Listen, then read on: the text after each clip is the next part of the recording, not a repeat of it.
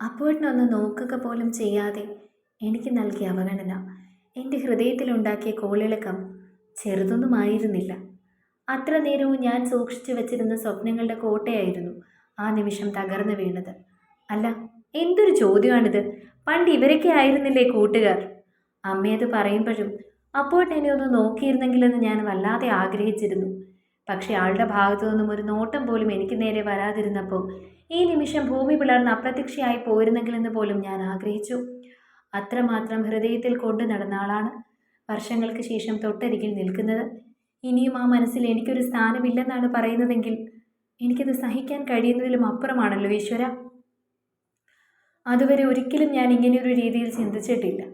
എപ്പോഴും തന്നെ ഇഷ്ടമായിരിക്കും അപ്പുവേട്ടൻ രീതിയിൽ മാത്രമേ ചിന്തിച്ചിട്ടുള്ളൂ. ആ രീതിയിൽ മാത്രമായിരുന്നു മനസ്സിലെ സ്വപ്നങ്ങൾ. ഒരുപക്ഷെ കാലം മാറുന്നതിനനുസരിച്ച് അപ്പുവേട്ടൻ്റെ മനസ്സിലെ തന്നോടുള്ള സ്നേഹത്തിൻ്റെ സങ്കല്പങ്ങൾ മാഞ്ഞു പോകുമെന്ന് താൻ ഒരിക്കലും പ്രതീക്ഷിച്ചിരുന്നില്ല. ഇങ്ങനെയൊരവസ്ഥയെ അഭിമുഖീകരിക്കാൻ മനസ്സിനെ പാകപ്പെടുത്തിയിരുന്നില്ല എന്നതായിരുന്നു സത്യം. അല്ലെങ്കിലും ആദ്യം മുതലേ ഇഷ്ടവും സ്നേഹവുമൊക്കെ എനിക്ക് മാത്രമായിരുന്നല്ലോ ഉണ്ടായിരുന്നത്. ഒരുപക്ഷെ ഗായത്രിയെ പോലെ എന്നെ പറഞ്ഞ് മനസ്സിലാക്കാൻ സാധിക്കാത്തത് കൊണ്ടായിരിക്കും അങ്ങനെ ഒരു മറുപടിയും അന്ന് അപ്പുവേട്ടൻ മറുപടിയിൽ ഒതുക്കിയത്. ഞാനാണ് വിട്ടി. ആ ഒരു മറുപടിയുടെ പുറത്ത് ഇത്ര കാലവും അപ്പുവേട്ടനെ മാത്രം മനസ്സിൽ ധ്യാനിച്ചിരുന്ന വെറും വിട്ടി. മാളുപ്പ് എന്ത് ചെയ്യാണ്? ഉണ്ണേട്ടനായിരുന്നു അത് ചോദിച്ചത്. അത്ര പോലും അറിയാനുള്ള ആഗ്രഹം അപ്പുവേട്ടനില്ലല്ലോ എന്ന് എനിക്ക് തോന്നിപ്പോയി. ടീച്ചറാണ്. പതിഞ്ഞ സ്വരത്തിൽ എങ്ങനെയൊക്കെയോ മറുപടി പറഞ്ഞപ്പോൾ മാത്രം എൻ്റെ നേർക്ക് അപ്പുവേട്ടൻ്റെ ഒരു നോട്ടം നീളുന്നത് ആകാംക്ഷപൂർവ്വം ഞാൻ കണ്ടു. ഒരുപക്ഷെ അപ്പുവേട്ടൻ പറഞ്ഞ പ്രൊഫഷൻ ഞാൻ തിരഞ്ഞെടുത്തത് കൊണ്ടായിരിക്കും ആ ഒരു നോട്ടം എങ്കിലും എനിക്ക് ലഭിച്ചതെന്ന് ആ നിമിഷം തോന്നി. അല്ലെങ്കിലും മാളുവിൻ്റെ സ്വഭാവത്തിനും ഇടപെടലിനും എല്ലാം ടീച്ചറാവുന്നത് തന്നെയായിരുന്നു നല്ലതെന്ന് അപ്പു പണ്ട് എപ്പോഴും പറയുമായിരുന്നു. സുമിത്ര ആൻറ്റി അതിന് മറുപടി പറഞ്ഞു. ഇനിയിപ്പോൾ വൈകിക്കണ്ട, നമുക്ക് എല്ലാവർക്കും അറിയാവുന്നവരായതുകൊണ്ട് അധിക സമയം നിൽക്കാതിരിക്കുന്നതാണ് നല്ലത്. കുട്ടിയെ വിളിക്കാം അല്ലേ? രവിശങ്കർ ചോദിച്ചപ്പോൾ മാധവൻ തമ്പി സന്തോഷപൂർവ്വം അകത്തേക്ക് നോക്കി മകളെ വിളിക്കുന്നുണ്ടായിരുന്നു. അച്ഛൻ വിളിച്ചതും അമ്മ കയ്യിൽ കൊടുത്ത ട്രേയിൽ പലഹാരങ്ങളുമായി മധുരിമ പുറത്തേക്ക് വന്നിരുന്നു. ഉണ്ണിയേട്ടൻ ആ നിമിഷം അവളെ നന്നായി നോക്കുന്നുണ്ടായിരുന്നു. ഉണ്ണി ആകാംക്ഷയോടെയായിരുന്നു നോക്കിയത്. അന്ന് കണ്ടതിൽ നിന്നും അവൾ ഒരുപാട് മാറിപ്പോയി എന്ന് തോന്നിയിരുന്നു. വെളുത്തു മെലിഞ്ഞ ഒരു പെൺകുട്ടി, അങ്ങേയറ്റം മോഡേണാണ്, എന്നാൽ മാന്യവും മായ വസ്ത്രധാരണ രീതികൾ. തീർത്തും അവളുടെ മുഖവും സൗന്ദര്യവും എല്ലാം തന്നെ സങ്കല്പത്തിലുള്ളതുപോലെയാണെന്ന് ആ നിമിഷം ഉണ്ണി ഓർത്തു. കുട്ടിക്കാലത്ത് അവളുമായി നല്ല സൗഹൃദമുണ്ടായിരുന്നു. പക്ഷെ അതൊരിക്കലും ഒരു പ്രണയമായി വളർന്നിട്ടില്ല. പതിഞ്ഞ സ്വഭാവമുള്ള മാളുവും നിറയെ സംസാരിക്കുന്ന മധുവും തമ്മിൽ ഒരുപാട് അന്തരമുണ്ടെന്ന് അന്നേ തോന്നിയിരുന്നു. അവധിക്കാലം വിട്ടുപോയതിനു ശേഷം ഒരിക്കൽ പോലും താൻ മധുരിമയെപ്പറ്റി ചിന്തിച്ചിട്ട് പോലുമില്ല. അല്ലെങ്കിലും നമ്മൾ മനസ്സിൽ വിചാരിക്കുന്നവർ ആയിരിക്കില്ലല്ലോ നമ്മുടെ ജീവിത പങ്കാളിയായി വരുന്നത്. ഒരു നിമിഷം അത്ഭുതത്തോടെ ഉണ്ണിയോർത്തു. മധുരിമ ചായ നിറഞ്ഞൊരു പുഞ്ചിരിയും ഇവിടെ മേമ്പടിയോടെ ഉണ്ണിക്ക് നേരെ നീട്ടി. അവനും ഒരു പുഞ്ചിരി അവൾക്കായി സമ്മാനിച്ചിരുന്നു. വർഷങ്ങൾക്ക് ശേഷമാണ് സീതയോപ്പോളുടെ മകളുടെ വിവാഹത്തിന് ഞാൻ രവിയെ കാണുന്നത്. മാധവൻ തമ്പി തുടക്കം പോലെ പറഞ്ഞു. എത്ര നാളുകൾക്ക് ശേഷമാണ് നമ്മൾ കാണുന്നത്. ഞങ്ങൾ പിന്നെ അവിടെ നിന്ന് പോയി. മോള് പോയതിനു ശേഷം ആ വീട്ടിൽ താമസിക്കാൻ ഞങ്ങൾക്ക് എല്ലാവർക്കും ഒരുതരം വീർപ്പുമുട്ടലായിരുന്നു. എവിടെ നോക്കിയാലും അവളുടെ ചിരിയും കളിയും മാത്രം. അതിനൊരു മോചനത്തിന് വേണ്ടിയായിരുന്നു തൃശ്ശൂരിലേക്ക് മാറിയത്. വേദനയോടെയായിരുന്നു രവിശങ്കർ അത് പറഞ്ഞത്. ആ നിമിഷം സുമിത്രയുടെ കണ്ണിൽ നീറ് പൊടിഞ്ഞിരുന്നു. പെട്ടെന്ന് അപ്പുവേട്ടൻ പുറത്തേക്ക് ഇറങ്ങിപ്പോയി. ആ വിഷയത്തെപ്പറ്റി കേൾക്കാൻ താല്പര്യമില്ല എന്നതുപോലെ. അത്രമേൽ പ്രിയപ്പെട്ടവളായിരുന്നല്ലോ അനിയത്തി. ആ നിമിഷം ഞാൻ ഓർത്തു. പരിചയക്കാരാണെങ്കിലും കുട്ടികൾക്ക് എന്തെങ്കിലുമൊക്കെ സംസാരിക്കാനുണ്ടാകും. കാലം ഇത്രയും കഴിഞ്ഞില്ലേ? അവർക്കും സങ്കല്പങ്ങളൊക്കെ കാണുമല്ലോ. അതിന് നമ്മളായിട്ടൊരു തടസ്സം നിൽക്കണോ? ചോദിച്ചത് മാധവൻ തമ്പിയായിരുന്നു. പെട്ടെന്ന് എല്ലാവരും വിഷമത്തിൽ നിന്നും കരകയറി. നിങ്ങൾ എന്തെങ്കിലും സംസാരിക്കും മക്കളെ, രവിയങ്കിൾ പറഞ്ഞപ്പോൾ ഉണ്ണിയേട്ടൻ മുറ്റത്തേക്കിറങ്ങി. അപ്പോഴേക്കും അപ്പുവേട്ടൻ അകത്തേക്ക് കയറി വന്നിരുന്നു. എന്നിട്ടും തൻ്റെ നേർക്കൊരു നോട്ടം പോലും ലഭിച്ചില്ല എന്നത് വേദനാജനകമായിരുന്നു. എങ്കിലും താൻ ആ മുഖത്തേക്ക് തന്നെ നോക്കുന്നുണ്ടായിരുന്നു. അത് കണ്ടിട്ടെന്നതുപോലെ തൻ്റെ നോട്ടത്തെ നേരിടാനാവാത്തത് എന്നതുപോലെ അപ്പൂട്ടൻ പതിയെ ഫോണിലേക്ക് മുഖം പൂഴ്ത്തുന്നത് കാണാമായിരുന്നു. എല്ലാവരും വിശേഷങ്ങൾ പറയുന്ന തിരക്കിലാണ്. ഉണ്ണിയേട്ടനും മധുവും പുറത്തുനിന്ന് സംസാരിക്കുകയാണ്. രവിയങ്കളും അച്ഛനും കൂടി കുറച്ച് പുറത്തേക്ക് മാറിയിരുന്നു. വിശേഷങ്ങൾ പറഞ്ഞപ്പോൾ സുമിത്ര ആൻറ്റി അമ്മയോടൊപ്പം അടുക്കളയിലേക്ക് പോയി വിശേഷങ്ങൾ സംസാരിച്ചു. അപ്പോൾ ഹാളിൽ ഞാനും അപ്പുവേട്ടനും മാത്രമായി. ഒരു നിമിഷം എൻ്റെ ഹൃദയം വീണ്ടും വർദ്ധിച്ചിടിക്കാൻ തുടങ്ങുന്നുണ്ടായിരുന്നു. വീണ്ടും എൻ്റെ അരികിലാണ് ആൾ. വർഷങ്ങൾക്ക് ശേഷം വീണ്ടും ഒറ്റയ്ക്ക് ആ സാന്നിധ്യം. ആ പഴയ 17 വയസ്സുകാരിയെ പോലെ തന്നെ എൻ്റെ ഹൃദയതാളം ഉയർന്നു താഴ്ന്നത് ഞാൻ അറിയുന്നുണ്ടായിരുന്നു. അപ്പുവേട്ടാ. ഒടുവിൽ രണ്ടും കൽപ്പിച്ച് ഞാൻ വിളിച്ചപ്പോൾ ആൾ എൻ്റെ മുഖത്തേക്ക് നോക്കി. ഒരു പുഞ്ചിരിയുടെ മൂടുപടം പോലും ആ മുഖത്തില്ല എന്നത് എന്നെ ഏറെ വേദനിപ്പിക്കുന്ന ഒന്നായിരുന്നു. എന്താണെന്ന രീതിയിലാണ് അപ്പുവേട്ടൻ എന്നെ നോക്കിയത്. അപ്പുവേട്ടൻ എന്നെ മറന്നുപോയോ? ഏറെ വേദനയോട് ഞാനത് ചോദിക്കുമ്പോൾ എൻ്റെ ശബ്ദം ഇടറിയിരുന്നുവെന്ന് എനിക്ക് തന്നെ തോന്നിയിരുന്നു. അത് മനസ്സിലായി എന്നവണ്ണം അപ്പുവേട്ടൻ്റെ കണ്ണുകളും വല്ലാതെയായിപ്പോയിരുന്നു. മറന്നിട്ടില്ല, ഓർമ്മയുണ്ട്. അളന്നു മുറിച്ചെടുത്ത ആ മറുപടി എന്നിൽ വല്ലാത്ത വേദന നിറച്ചിരുന്നു. ഒരുപക്ഷെ അപ്പുവേട്ടൻ എന്നോടൊന്നും സംസാരിച്ചില്ലായിരുന്നുവെങ്കിൽ പോലും ഇത്രയും വേദന ഉണ്ടാകില്ലെന്ന് ആ നിമിഷം തോന്നി. ഇങ്ങനെയുള്ളൊരു പരീക്ഷണം എന്തിനായിരുന്നു കൃഷ്ണ? വേണ്ടായിരുന്നു, കാണണ്ടായിരുന്നുവെന്ന് ആ നിമിഷം തോന്നി. പിന്നീടൊന്നും ചോദിക്കാൻ മനസ്സ് വന്നില്ല. അപ്പുവേട്ടൻ തിരിച്ചൊന്നും ചോദിച്ചതുമില്ല. വേദനയോടെ അവിടെ നിന്നും പിൻവാങ്ങി മുറിയിലേക്ക് പോയിരുന്നു. തിരിഞ്ഞു നോക്കരുതെന്ന് താൻ ശാഠ്യം പിടിക്കുമ്പോഴും മനസ്സതിന് അനുവദിക്കാതെ അറിയാതെ തിരിഞ്ഞു നോക്കിപ്പോയിരുന്നു. അപ്പോഴും അപ്പുവേട്ടൻ മൊബൈലിൽ നോക്കി എന്തൊക്കെയോ ചെയ്യുകയാണ്. ഹൃദയം നിലച്ചു പോകുന്നത് പോലെ തോന്നിയിരുന്നു. ഇല്ല, കരയാൻ പാടില്ല. ഏറ്റവും കുറഞ്ഞത് സ്വന്തം മുറിയിലെത്തി കഥ കടയ്ക്കുന്നത് വരെയെങ്കിലും. അങ്ങനെ സ്വന്തമായി മനസ്സിനെ പറഞ്ഞു പഠിപ്പിച്ചു. പിന്നീട് എങ്ങനെയോ മുറിയിലെത്തി. മുറിയിലേക്ക് കയറിയതും തലേണയിലേക്ക് തലവെച്ച് കണ്ണുനീർ അതിലേക്ക് ഒഴുക്കി കളഞ്ഞിരുന്നു. ഹൃദയം പൊട്ടിപ്പോകുന്നത് പോലെയാണ് തോന്നിയത്. താൻ ഈ നിമിഷം നെഞ്ചു പൊട്ടി മരിച്ചു പോകുമെന്ന് തോന്നി. വർഷങ്ങൾക്ക് ശേഷമുള്ള ആ കൂടിക്കാഴ്ച അവളെ അത്രമേൽ ഉലച്ചിരുന്നു. എന്താ ഉണ്ണിയേട്ടൻ്റെ തീരുമാനം? എന്തു തീരുമാനം? തനിക്കൊരു അഫെയർ ഉണ്ടായി എന്ന് പറഞ്ഞ് ഈ വിവാഹം വേണ്ടെന്ന് വയ്ക്കാൻ മാത്രം നാരോ മൈൻഡുള്ള ഒരാളാണ് ഞാനെന്ന് തനിക്ക് തോന്നുന്നുണ്ടോ? എനിക്കും ഉണ്ടായിരുന്നു പഠിക്കുന്ന കാലത്തൊരിഷ്ടം. അതും ഇങ്ങനെയൊക്കെ തന്നെ തീർന്നു. അവളുടെ കല്യാണം കഴിഞ്ഞപ്പോൾ അവൾക്ക് 1 വയസ്സുള്ള കൊച്ചുണ്ടിപ്പോൾ. അതുകൊണ്ട് താൻ ഈ വിവാഹം വേണ്ടെന്ന് വെക്കുമോ? അതൊന്നും ഒരു കാരണമല്ല മധുരിമ. ഇഷ്ടവും സ്നേഹവും ഒക്കെ മനസ്സിൽ തോന്നിപ്പോകുന്നതാണ്. അതാരുടെയും കുറ്റമല്ല. എനിക്കും തനിക്കും പ്രണയം എന്ന വികാരം ഒരുപോലെ ആയിരിക്കും. പിന്നെ ഇഷ്ടത്തിനും സ്നേഹത്തിനും ഒക്കെ ഒരു പരിധിയുണ്ട്. അത് ലംഘിക്കുമ്പോൾ മാത്രമാണ് അതൊരു തെറ്റാകുന്നത്. ഒരിഷ്ടം തോന്നിയത് മഹാപാതകമൊന്നുമല്ല. ഉണ്ണിയേട്ടനെ മനസ്സിലാക്കാൻ കഴിയുമെന്ന് എനിക്ക് ഉറപ്പായിരുന്നു. പക്ഷെ അത് തുറന്നു പറയാതിരുന്നാൽ എനിക്കൊരു കംഫർട്ടബിൾ ഉണ്ടാവില്ല. ഹൃദയം കൊണ്ട് തന്നെയാണ് ഞാൻ സ്നേഹിച്ചത്. ഒരുപാട് ഇഷ്ടമായിരുന്നു. പക്ഷേ അച്ഛനും അമ്മയും സമ്മതിച്ചില്ലെങ്കിൽ പോലും ഞാൻ അവന് വേണ്ടി പോരാടിയേനെ. പക്ഷെ അവൻ എന്നെ കണ്ടത് ഇങ്ങനെയൊന്നും ആയിരുന്നില്ല. എനിക്ക് എന്നോട് തന്നെ പുച്ഛം തോന്നുന്നു. അത്രയും നട്ടലില്ലാത്ത ഒരുത്തിന് വേണ്ടി ഞാൻ അച്ഛനെ അമ്മയും പോലും ഉപേക്ഷിക്കാൻ തീരുമാനിച്ചിരുന്നു എന്ന് ഓർക്കുമ്പോൾ എനിക്കിപ്പോൾ എന്നോട് തന്നെയാണ് പുച്ഛം തോന്നുന്നത്. എല്ലാ പ്രണയങ്ങളും ഓരോ പാഠങ്ങളാണ് മധുരിമ. ജീവിതത്തെ കൂടുതൽ പഠിക്കാനുള്ള പാഠങ്ങൾ. പിന്നെ എനിക്ക് തന്നോട് കുറച്ച് കാര്യങ്ങൾ തുറന്നു പറയാനുണ്ട്. അത് കേട്ടിട്ട് തീരുമാനിക്കണം വിവാഹം വേണോ വേണ്ടയോ എന്ന്. പിന്നീട് താൻ പറഞ്ഞതുപോലെ ഞാനത് മറച്ചു വെച്ചുവെന്ന് തനിക്ക് തോന്നാൻ പാടില്ല. എന്താ ഉണ്ണിയേട്ടാ? ഞാൻ പറയാൻ പോകുന്നത് ഒട്ടും സുഖമുള്ള കാര്യങ്ങളല്ല മധുരിമ. കേട്ട് കഴിയുമ്പോൾ തനിക്ക് തീരുമാനിക്കാം എന്ത് വേണമെന്ന്. ഒരുപക്ഷെ എൻ്റെ അച്ഛനിത് തുറന്ന് പറഞ്ഞില്ലെന്ന് വരും. ഉണ്ണിയേട്ടൻ പറയൂ. അവൾ ആകാംക്ഷയോടെ ഉണ്ണിയുടെ മറുപടിക്കായി കാത്തിരുന്നു. എല്ലാം കേട്ടതിന് ശേഷം അവളുടെ കണ്ണുകളിൽ ഉരുണ്ടുകൂടിയ അമ്പരപ്പ് ഉണ്ണിക്ക് കാണാമായിരുന്നു. എന്താ മധുരിമ, ടെൻഷനായോ? കൂൾ, ഇവിടെ വേണമെങ്കിൽ നമുക്ക് സ്റ്റോപ്പ് ചെയ്യാം. കുറച്ചുകൂടി കഴിയുമ്പോൾ ചിലപ്പോൾ മധു പറഞ്ഞതുപോലെ എനിക്കൊരു തിരിച്ചുപോക്ക് തന്നിൽ നിന്നും പ്രയാസമായി തോന്നിയാൽ അത് വലിയ ബുദ്ധിമുട്ടാകും. അതുകൊണ്ടാണ് ഞാൻ പറഞ്ഞത്. ഇന്നല്ലെങ്കിൽ നാളെ ഈ കാര്യം എല്ലാവരും അറിഞ്ഞു കഴിയുമ്പോൾ അച്ഛനൊക്കെ എതിർപ്പ് പറയും. അതുകൊണ്ടാണ് ഞാൻ ആദ്യമായി പറഞ്ഞത്. ഇതാർക്കും അറിയില്ലേ? അങ്ങനെ അധികം ആർക്കും ഒന്നും അറിയില്ല. എങ്കിലും നമ്മുടെ ബന്ധുക്കളിൽ ചിലർക്കൊക്കെ അറിയാം. ഈ ഒരു കാരണം കൊണ്ട് ഉണ്ണിയേട്ടനെ വേണ്ടെന്ന് വയ്ക്കാൻ എനിക്ക് പറ്റുന്നില്ല. മാത്രമല്ല ഇതിൽ ഉണ്ണിയേട്ടൻ്റെ ഭാഗത്ത് മിസ്റ്റേക്ക് ഒന്നുമില്ലല്ലോ. പിന്നെ ആരുടെ കാര്യമാണെങ്കിലും അതൊരു തെറ്റാണെന്ന് എനിക്ക് തോന്നുന്നില്ല. ആരുടെയും കുഴപ്പമില്ലല്ലോ. ഇവിടെ നമുക്ക് മറ്റാരെയും ക്രൂശിക്കാനും പറ്റില്ലല്ലോ. വിധിയല്ലേ ഇവിടെ തെറ്റുകാരനായത്. പിന്നെ ഞാൻ ഈ കാര്യം വീട്ടിൽ പറയും. തീർച്ചയായും അത് വേണം. മാത്രമല്ല അതിനുശേഷം ഒരു തീരുമാനം എടുത്താൽ മതി. തീരുമാനം ഞാൻ തന്നെ എടുത്തു കഴിഞ്ഞു. എനിക്കൊരു വിവാഹം ഉണ്ടെങ്കിൽ അതിത് തന്നെ മതി.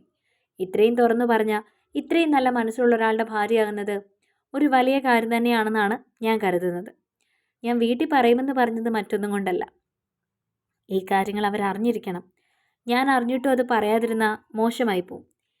വീട്ടിൽ പറഞ്ഞ് ഈ വിവാഹത്തിന് അവർക്കും എതിർപ്പ് എന്തെങ്കിലും ഉണ്ടെങ്കിൽ അതും പറഞ്ഞ് മനസ്സിലാക്കാൻ ഞാൻ ശ്രമിക്കാം. പിന്നെ ഈ ആളെ മാത്രമേ കെട്ടൂന്ന് ഞാൻ സ്ട്രോങ് ആയിട്ട് പറയാം. മധുരിമ അത് പറഞ്ഞപ്പോൾ അറിയാതെ ഉണ്ണി അവളെ തന്നെ നോക്കി നിൽക്കുന്നുണ്ടായിരുന്നു. അപ്പോൾ നമുക്ക് പോവാല്ലേ? കുറേ ആയില്ലേ ഇറങ്ങിയിട്ട്. അവർക്ക് നമ്മളെ തിരക്കുന്നുണ്ടാവും. ചിരിയോടെ ഉണ്ണി പറഞ്ഞപ്പോൾ മധുരിമയും അവിടേക്ക് പോയിരുന്നു. സംസാരമൊക്കെ കഴിഞ്ഞോ? രവി ചോദിച്ചു. രണ്ടുപേരും പുഞ്ചിരിച്ചു. ഇനി ഊണ് കഴിക്കാം. മാധവൻ തമ്പി പറഞ്ഞപ്പോൾ എല്ലാവരും ഊണ് കഴിക്കാനായി അകത്തേക്ക് കയറി. മാളു എവിടെ? മധുരിമയാണ് തിരക്കിയത്. അപ്പോഴേക്കും ഉമ്മ അതിനുള്ള മറുപടിയും പറഞ്ഞിരുന്നു. അവൾക്ക് ഭയങ്കര തലവേദനയാണെന്ന് പറഞ്ഞു. കുറേ നേരം ഇവിടെ നിന്നു. എന്നിട്ട് പോയി മുറി. അയ്യോ, എന്തു പറ്റി? പെട്ടെന്ന് മധുരിമ മുറിയിലേക്ക് ചെന്നു. 2-3 പ്രാവശ്യം കതകിൽ തട്ടി. കുറേ കൊട്ടിയതിനു ശേഷമാണ് മാളു മുറി തുറന്ന് പുറത്തേക്ക് വന്നത്. മാളവികയെ കണ്ടപ്പോൾ തന്നെ എന്തോ ഒരു പന്തികേട് തോന്നിയിരുന്നു മധുവിന്. മുഖമൊക്കെ വീങ്ങിയിരിക്കുന്നത് പോലെ തോന്നി. കണ്ണുകൾ കലങ്ങി മറിഞ്ഞിരിക്കുന്നു. നിനക്കെന്തു പറ്റി? തലവേദനയാണോ? അവളുടെ തലമുടി തഴുകിക്കൊണ്ട് മധുരിമ ചോദിച്ചു. നല്ല തലവേദന. അത് പറഞ്ഞപ്പോൾ പോലും അവളുടെ ശബ്ദം ഇടറിയിരുന്നു. ഞാൻ വിക്സ് പുരട്ടിത്തരാം. അതും പറഞ്ഞ് മധുരിമ അകത്തേക്ക് വന്നു. വിക്സ് എടുത്ത് അവളുടെ നെറ്റിയിൽ പുരട്ടി. കുറച്ചു നേരം തഴുകി. കുറച്ചു നേരം നീ അവിടെ വന്നിരിക്കെ. ഭക്ഷണം കഴിക്കുന്നില്ലേ? അവരൊക്കെ പോട്ടെ. അങ്ങനെയാണോടി വേണ്ടത്? നീ എന്തായി പറയുന്നേ? അവർ നമ്മുടെ വീട്ടിൽ വരുമ്പോൾ മുറിയിൽ കയറി വാതിലടച്ച് അവരെന്താ വിചാരിക്കുന്നത്? എനിക്ക് തലവേദന ആയതുകൊണ്ടല്ലേ. സാറില്ല, നീ കുറച്ചു നേരം അവിടെ വന്ന് നിൽക്കാൻ നോക്ക്. പിന്നീട് നിഷേധിക്കാൻ മാളവികയ്ക്ക് തോന്നിയില്ല. അവൾ മധുവിനോടൊപ്പം മുറിയിലേക്ക് പോയി. അവിടെ എല്ലാവരും സന്തോഷത്തിലാണ്. പക്ഷെ തൻ്റെ ചങ്കിൽ മാത്രം കത്തി കുത്തി ഇറക്കുന്ന പോലൊരു വേദന. എന്ത് കോലാ മോളെ ഇത്? തലവേദനയാണോ? സുമിത്ര ആൻറ്റി അടുത്ത് വന്ന് അത്ഭുതപൂർവ്വം ചോദിച്ചു. കണ്ണൊക്കെ ചുവന്ന് കലങ്ങിയിരിക്കുന്നു. ആൻറ്റി പെട്ടെന്ന് ചോദിച്ചപ്പോഴാണ് അപ്പൂട്ടൻ പെട്ടെന്ന് തിരിഞ്ഞു നോക്കിയത്. ഒരു വേള കണ്ണുകൾ തമ്മിൽ കോർത്തു. ആ കണ്ണിലും ഒരു വേദന പടർന്ന പോലെ തോന്നി. ഭയങ്കര തലവേദനയായിരുന്നു ആൻറ്റി. അത് പറയുമ്പോഴും അവളുടെ ശബ്ദമിടറി. എങ്കിൽ പിന്നെ മോള് കുറച്ചു നേരം കൂടി പോയി കിടന്നു. അവിടെ നിന്നും രക്ഷപ്പെടാനുള്ള അവസരം കിട്ടിയതുപോലെയായിരുന്നു സുമിത്രയുടെ വാക്കുകൾ അവൾക്ക് തോന്നിയത്. ഇനി അധിക നേരം അപ്പൂട്ടൻ്റെ ഈ അവഗണന താങ്ങി ഇവിടെ നിൽക്കാൻ എനിക്ക് കഴിയില്ല. അത് കേട്ടതും അവൾ മധുവിനെ ദയനീയമായി നോക്കി. അവൾ പൊക്കോളാൻ കണ്ണുകൾ കൊണ്ട് ആംഗ്യം കാണിച്ചു. ശേഷം അവൾ മുറിയിലേക്ക് തന്നെ പിൻവാങ്ങി. തിരികെ പോകും മുൻപ് അപ്പുവിനെ ഒന്ന് നോക്കാനും മറന്നില്ല. ഭക്ഷണത്തിൽ അലസമായി വിരലുകൾ ഇട്ടിരിക്കുകയായിരുന്നു അവൻ. എന്തുകൊണ്ടോ അവന് ഭക്ഷണം ഇറങ്ങുന്നില്ലെന്ന് അവൾക്ക് തോന്നി. അപ്പോൾ ഒന്നും സംസാരിക്കുന്നില്ലല്ലോ. മൗനത്തിന് വിരാമം വിട്ടുകൊണ്ട് ഉമ്മ പറഞ്ഞു. അവൻ പണ്ടും അങ്ങനെയായിരുന്നു.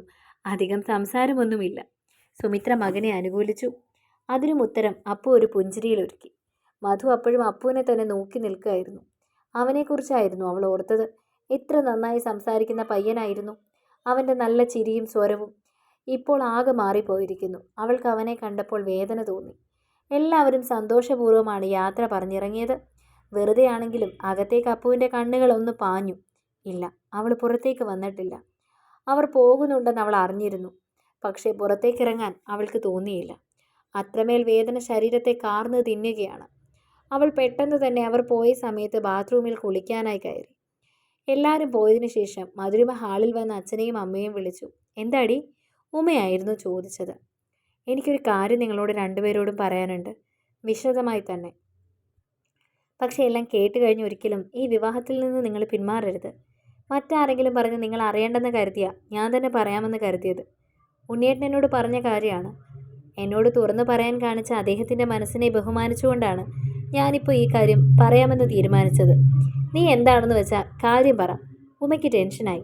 പക്ഷേ മാധവൻ്റെ മുഖത്ത് ആ പരിഭ്രമം അവൾ കണ്ടില്ല. ഒടുവിൽ അവൾ തുറന്നു പറഞ്ഞു ഉണ്ണി പറഞ്ഞ കാര്യങ്ങൾ. എല്ലാം കേട്ട് കഴിഞ്ഞപ്പോൾ അമ്മയുടെ കണ്ണിൽ കണ്ണുനീർ ഉരുണ്ടുകൂടാൻ തുടങ്ങി.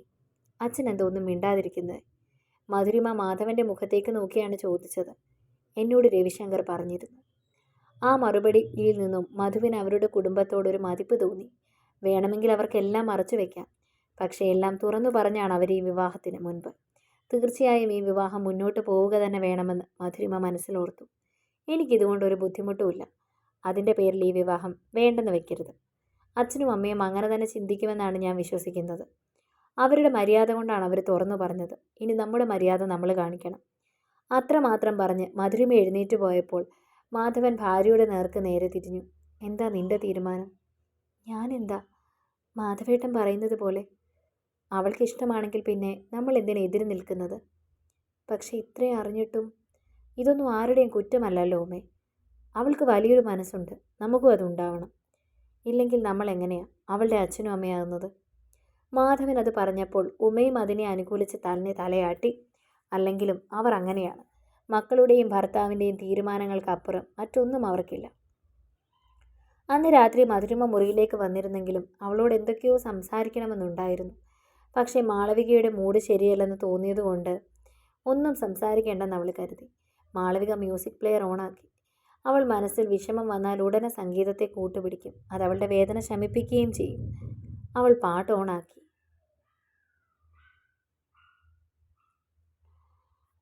എന്നാൽ ഇത്തവണ സംഗീതം അവളുടെ വേദന കൂട്ടുകയാണ് ചെയ്തത്. അതിലെ വരികൾ ഇപ്പോൾ തൻ്റെ അവസ്ഥയാണെന്ന് അവൾക്ക് തോന്നി. അവൾ ജനലരികിലേക്ക് ചെന്നു. മഴ അതിൻ്റെ നേർത്ത ചില്ലടയാളം അവശേഷിപ്പിച്ച് പെയ്യുന്നുണ്ട്. സംഹാര താണ്ഡവമൊക്കെ കഴിഞ്ഞ് ശാന്തമായ നിലയിലായിട്ടുണ്ട്. ഗ്രീഷ്മത്തിൽ നിന്നും തപം ചെയ്തെടുത്ത നാളുകളൊക്കെ നീ എന്നിൽ പെയ്യുമെന്നുള്ള പ്രതീക്ഷയായിരുന്നു എന്നിൽ നിറച്ചത്. പക്ഷേ നീയാകുന്ന മഴ ഇപ്പോൾ എന്നെ ചുട്ടുപൊള്ളിക്കാൻ കഴിവുള്ള അഗ്നിയായിരിക്കുകയാണ്. നിറയെ ഓർമ്മകളും സ്വപ്നങ്ങളും ഒക്കെ എനിക്ക് സമ്മാനിച്ച വർഷകാലം ഇപ്പോൾ എൻ്റെ വിരഹങ്ങളുടെ അടയാളം മാത്രമാണ്. നിന്റെ മഴയാകുന്ന പ്രണയം ആഗ്രഹിച്ച ഞാനെന്ന ഭൂമിയെ നീ മറന്നു തുടങ്ങിയിരിക്കുന്നു. കാലം തെറ്റി പെയ്യുന്ന മഴയായെങ്കിലും ഒരിക്കൽ കൂടി ഞാനാകുന്ന ഭൂമിയിൽ ഒന്ന് ആർത്ത് പെയ്തുകൂടെ നിനക്ക്? നിന്റെ മഴയേൽക്കാതെ ഞാൻ ഒരു വരണ്ട മരുഭൂമിയായി മാറിയിരിക്കുന്നു. അല്ലെങ്കിലും നിസ്വാർത്ഥമായ സ്നേഹത്തിൻ്റെ പര്യവസാനം പലപ്പോഴും വേദനയാണ്. ഒരു ദുരന്ത പ്രണയകഥയിലെ നായികയാണോ താനിപ്പോൾ? ഒരിക്കലും അവൻ തന്നെ മറക്കില്ലെന്ന വിശ്വാസമുള്ളതുകൊണ്ടാണ് അവനു വേണ്ടി മനസ്സിൽ നിറയെ സ്നേഹത്തിൻ്റെ മഴത്തുള്ളികൾ ബാക്കി വെച്ചത്. പോയ കാലത്തിൻ്റെ മധുരമുള്ള ഓർമ്മകൾ മനസ്സിൽ ആർത്തിരമ്പി പെയ്യുമ്പോഴും ഇപ്പോൾ നഷ്ടപ്രണയത്തിൻ്റെ കാർമേഘങ്ങൾ തന്നെ പൊതിയുന്നു. അവൾ ഓർത്തു. പിന്നീടെല്ലാം തകൃതിയായി നടന്നു. അടുത്ത ആഴ്ച തന്നെ ഉണ്ണിയേട്ടൻ്റെ വീട്ടിലേക്ക് പോകാനായി എല്ലാവരും തീരുമാനിച്ചിരുന്നു. മധുരിമ ഒരുപാട് നിർബന്ധിച്ചതുകൊണ്ട് മാത്രമാണ് അവരുടെ ഒപ്പം വീട്ടിലേക്ക് വരാമെന്ന് മാളവിക സമ്മതിച്ചത്. മധുവിന് പോകാൻ പറ്റാത്തത് കൊണ്ടാണ് മാളവിക പോകാനായിരുന്നത്. അധികം ബന്ധുക്കളെ ഒന്നും വിളിക്കാതെ മാധവനും ഉമ്മയും മാളവികയും മാത്രമായിരുന്നു അവരുടെ വീട്ടിലേക്ക് പോയിരുന്നത്. അവർ പറഞ്ഞു തന്ന അഡ്രസ്സിൽ തൃശ്ശൂരിൽ ചെന്നതിന് ശേഷം മറ്റം റോഡിലേക്ക് തിരിഞ്ഞവർ പറഞ്ഞ അഡ്രസ്സിലെ വീടിന് മുൻപിൽ കാറ് നിർത്തി. കുറേ പൂച്ചട്ടികൾ മുറ്റത്ത് ചിതറിക്കിടക്കുന്നത് കണ്ടിരുന്നു. ഒരു സംഘട്ടനം കഴിഞ്ഞതുപോലെയായിരുന്നു പൂച്ചട്ടികളുടെ കിടപ്പ്. അത് കണ്ടപ്പോൾ മാധവനും കുടുംബവും പരസ്പരം മുഖാമുഖം നോക്കി. പുറത്തേക്ക് പെട്ടെന്നിറങ്ങി വന്ന സുമിത്ര കാണുന്നത് മുൻപിൽ നിൽക്കുന്ന മാധവനെയും കുടുംബത്തെയുമാണ്. അവരുടെ കണ്ണുകൾ കരഞ്ഞു കലങ്ങിപ്പോയിരുന്നു. എന്തുപറ്റി? ഉമ്മ സുമിത്രയോട് ചോദിച്ചു. കയറി വാ, അകത്തേക്ക് കയറി എല്ലാവരും. മൗനം ഭീകരമായി മാളവികയ്ക്ക് തോന്നി. നിങ്ങൾ വരുന്നതിൻ്റെ സന്തോഷത്തിലിരിക്കുകയായിരുന്നു. ഭക്ഷണമൊക്കെ ഒരുക്കി. പെട്ടെന്നാണ് അപ്പുറത്തെ അമ്പലത്തിൽ നിന്നും പറയെടുപ്പിന് ആള് വന്നത്. എന്നിട്ട്? മാധവൻ പേടിയോടെ അവരുടെ മുഖത്തേക്ക് നോക്കി ചോദിച്ചു. പറയും ബഹളവും ഒക്കെ കേട്ടപ്പോഴേക്കും അപ്പു. അത് പറഞ്ഞപ്പോഴേക്കും സാരിത്തലപ്പ് വായിൽ തിരികെ അവർ കരഞ്ഞു പോയിരുന്നു. ഒന്നും മനസ്സിലാവാതെ മാളവിക എല്ലാവരെയും മാറി മാറി നോക്കി. എന്നിട്ട് അപ്പു എവിടെ? ചോദിച്ചത് ഉമ്മയായിരുന്നു. അകത്തുണ്ട്, ഞങ്ങളൊന്ന് കണ്ടോട്ടെ, വാ. സുമിത്ര ഉമ്മയുടെ കൈകളിൽ പിടിച്ച് അകത്തെ ഒരു മുറിയിലേക്ക് കൊണ്ടുപോയി. മാളവികയും അവരെ പിന്തുടർന്നു. മുറി തുറന്നതും മുറിയിൽ നിറയെ പഞ്ഞിയായിരുന്നു. തലേണ വലിച്ചു കയറിയതുപോലെ തോന്നി. മുറി ആകെ അലങ്കോലമായിരുന്നു. എല്ലാം വലിച്ചു വാരിയിട്ടിരിക്കുന്നു. അതിന് താഴെ, കട്ടിലിന് താഴെ മുഖം കാൽമുട്ടിൽ ഒളിപ്പിച്ചൊരു രൂപം. ഒന്നുകൂടി നോക്കിയപ്പോഴാണ് മാളവികയ്ക്ക് ആളെ മനസ്സിലായത്. അപ്പുവേട്ടൻ. മാളവികയെ ഞെട്ടിപ്പിച്ചത് മറ്റൊന്നായിരുന്നു. അപ്പുവേട്ടൻ്റെ കാലുകളെ ആവരണം ചെയ്തിരിക്കുന്ന ആ ചങ്ങലകൾ. തുടരും. അടുത്ത ഭാഗങ്ങൾക്ക് വേണ്ടി ചാനൽ സബ്സ്ക്രൈബ് ചെയ്യാൻ മറക്കല്ലേ.